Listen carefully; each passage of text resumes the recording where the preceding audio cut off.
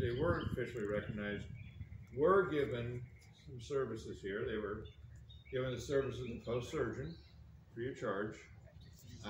They were given a daily ration of food. They had quarters to stay in. And they also received a salary. Each laundress was paid 50 cents per month for each soldier's clothes that she washed. Oh. And that came out of the soldier's pay. So, they said there was, let's just say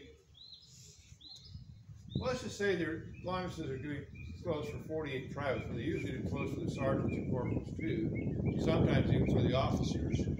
So let's just say that each laundress is going to do clothes for 15 soldiers. And she's making 50 cents per month per soldier.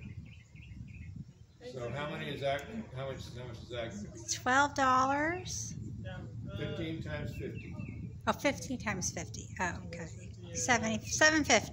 $7.50, which is more than an infantry private makes. Add on a little bit extra she gets for sewing on buttons and mending clothes, and she might even take home more than a dragoon private makes. But it's hard work because we're talking scrubbing clothes on a screw board, plunging your arms into lye soapy water. Lye soap's great for cleaning clothes. It doesn't do wonders for your skin though. It's a fairly caustic substance. So after a while of scrubbing clothes, the laundry's got a new nickname, Red Army Women of the West.